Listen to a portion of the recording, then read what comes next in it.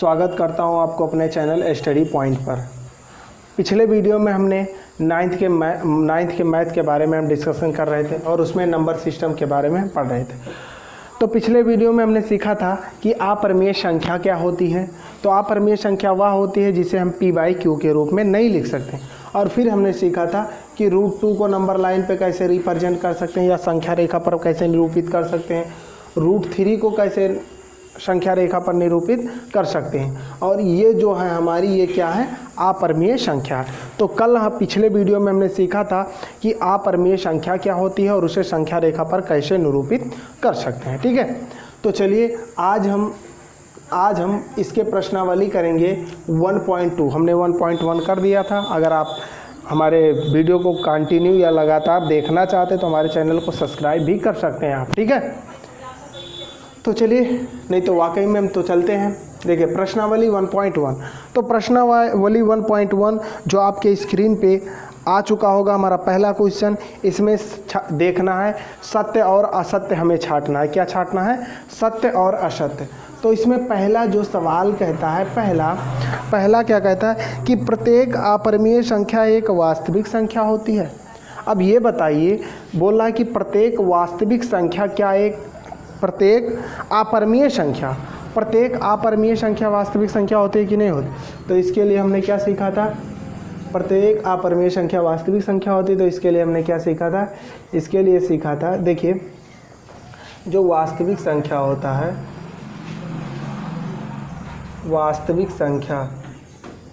वास्तविक संख्या ये जो बना होता है,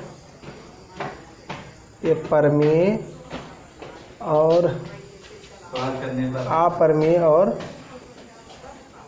परिमेय संख्याओं क्या होता है? समुच्चय होता है या एक सेट होता है। एक समुच्चय होता है या एक सेट होता है, उससे मिलकर बनती हैं क्या? हमारी वास्तविक संख्या है। तो हम बोल सकते हैं क्या ये सही है भाई? वास्तविक संख्याएं जो होती हैं वो अपरिमेय और परिमेय संख्याओं से मिलकर बनी होती हैं। ठीक है, अब दूसरा क्वेश्चन हमारा क्या कहता है, देखिए बोल रहा है कि संख्या रेखा पर प्रत्येक बिंदु √m के रूप में होता है। और फिर उसके बाद बोल रहा है कि जहाँ m एक प्राकृतिक संख्या। अब ये बताइए एक बात, क्या जो संख्या रेखा पर जो नंबर होते हैं वो सभी प्राकृतिक संख्याएं होती हैं?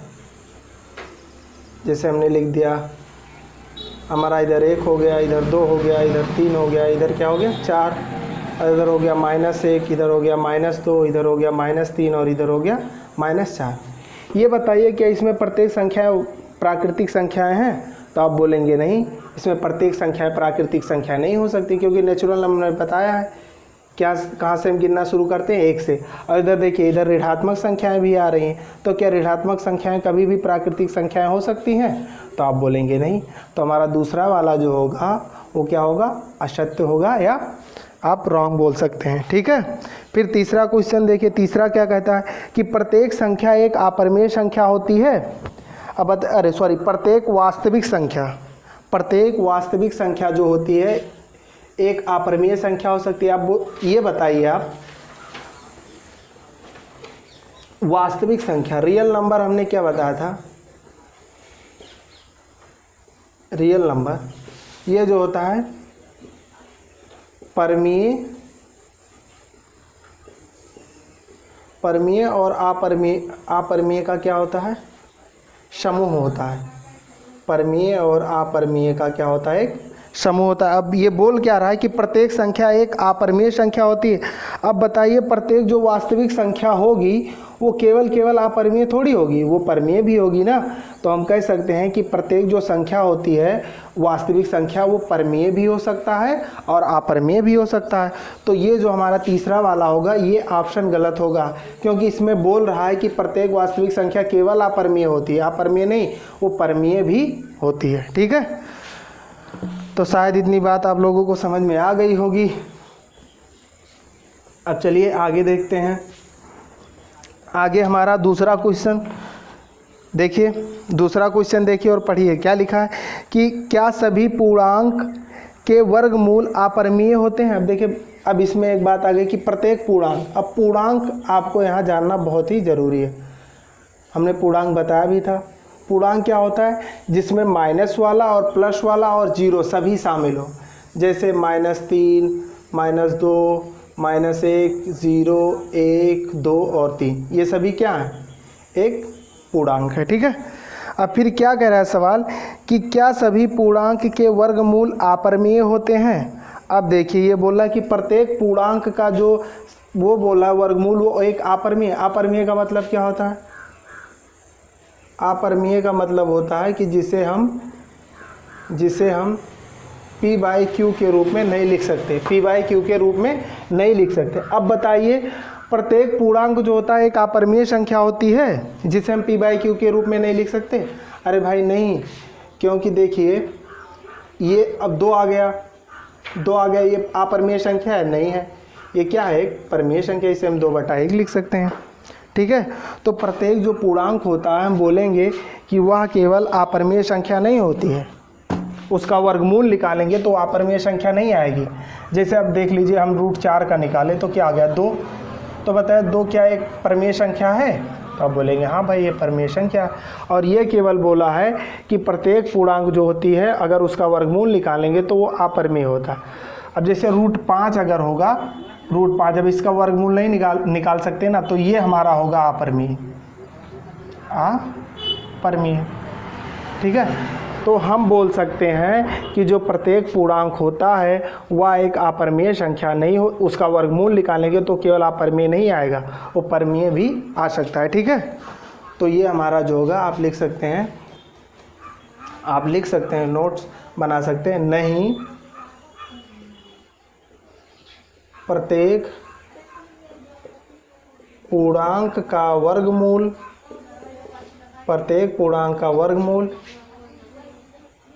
एक अपरिमेय संख्या नहीं हो सकती, एक अपरिमेय संख्या नहीं हो सकती। अब एग्जाम्पल में जैसे लिख सकते हैं √4 = 2 और ये 2 एक परिमेय संख्या है। ठीक है। तो ये आप लिख सकते हैं। ठीक। तो ये हमारे हो गए 2 सवाल, दूसरा नंबर। अब चलिए हम आगे बढ़ते हैं और करते हैं तीसरा नंबर सवाल। तीसरा क्या कहता है कि √5 जो है, √5 इसे हमें संख्या रेखा पे क्या करना है? निरूपित करना है। क्या करना है? संख्या रेखा पे निरूपित। तो अब देखिए तीसरा क्वेश्चन और पढ़िए, क्योंकि हमने कल बताया था कि √2 को हम कैसे रिप्रेजेंट कर सकते हैं नंबर लाइन पे, और √3 को कैसे नंबर लाइन पे रिप्रेजेंट कर सकते हैं। ठीक है।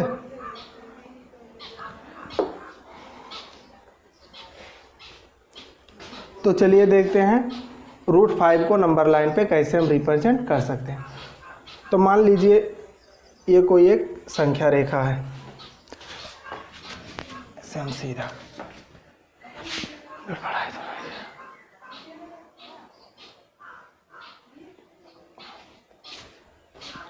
देख लीजिए,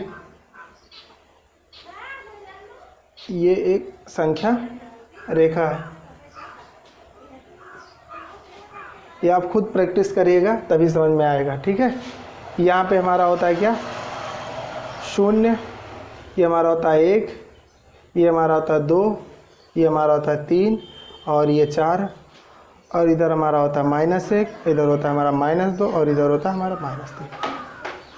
अब देखिए हमें नंबर लाइन पे रिप्रेजेंट करना है √5। तो इसके लिए हम क्या, देखिए √2 हमने बताया था कि यहाँ से ले लीजिए 0 से और 1 के बीच के दूरी को हम 1 इकाई मान लेते हैं, और इसी 1 इकाई की दूरी को हम लेकर यहाँ 1 पर लंब डालते हैं।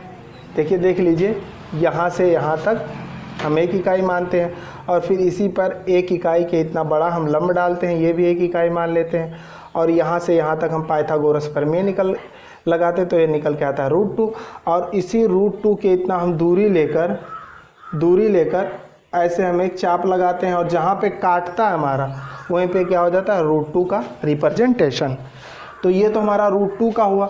अब अगर हमने बताया था कि अगर आपको √3 का निकालना है तो यहाँ पे क्या करेंगे? फिर यहाँ पे यहाँ पे लंब डालेंगे और इसकी भी दूरी जो हम लेंगे वो 1 इकाई रहेगा, 1 इकाई रहेगा। और फिर इन दोनों को हम क्या करेंगे, मिला देंगे और फिर ये वाला निकालेंगे तो निकल के आएगा √2 और फिर इतना दूरी लेकर हम एक चाप लगा देंगे और जहाँ पे काटेगा वहीं हमारा √3 का रिप्रेजेंटेशन हो जाएगा। तो ये हमने कल बात कर लिया था। अब चलिए देखते हैं √5 का। देख लीजिए, ये एक संख्या रेखा है और यहाँ पे हमारा बीच में क्या होता है, 0, इधर होता है 1, इधर होता है 2, इधर होता है 3 और इधर होता है 4 और यहाँ पे -1 और इधर -2। अब √5 का रिप्रेजेंटेशन करना है तो इधर हम क्या लेंगे, 0 से लेकर और यहाँ तक का, यहाँ तक 2 तक की दूरी लेंगे और इसे मानेंगे हम क्या, 2 इकाई।